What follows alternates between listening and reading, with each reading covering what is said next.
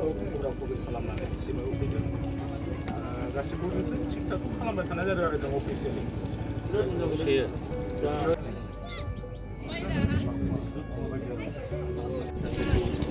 माबायो नाथायनानै जाग्राबा दाना देग्रा खेन्दारगा होननानै दा जेनेबा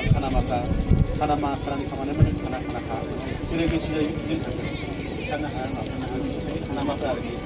अब्लाजों थाख्लायबो होननानै बुङो आरो ओरैहाय रमानियाव सिगांनिफ्राय नायबाय थाबाय जों नायबाय खुनु जोंहाबो थासारि गैला गसंनो हानायनि केपासिटि गैला ओरैबायदि ओमफ्राय बे बिमा जा खबर लानाय नोंथांमोननि जेंनाया जेन अरायनि थाखाय सुफुं जायो बेनि थाखाय जोङो बुंनांगौ जायगायाव जों बुंगोन आसाम सरकारखौबो बुंगोन डिसि सरकारखौबो बुंगोन भारत सरकारखौबो बुंगोन रायजोनि जानानै जों जेब्लायबो गसंगोन जिहेतु रायजोनिनो मोनसे आफाद बेवहाय बर'निल' खोथा गैला अन्य हारिफोर थाबाय बयनिबो थाखाय जोङो बुंगोन मानबता मोनसे खाथिराव दा जे नुदों नुनानै जों बिराद दुखु मोनदों जोंना आदानि मोना बे न'आव माबाया गयमाइनि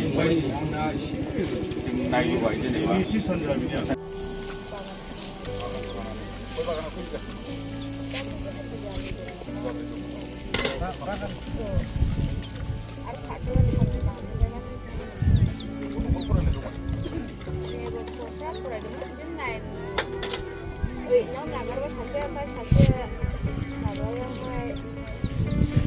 सिक्सआव थानानै सासे रेगालारावसो थांबाय माबा जाबाय दा 26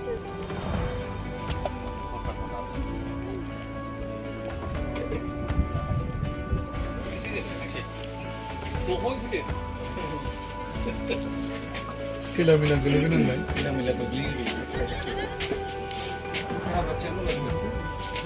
ओरैनोथ' बेबायदि जेबो गैया माने हिनजावफोरनि जेंना जेबो ओंखाराखै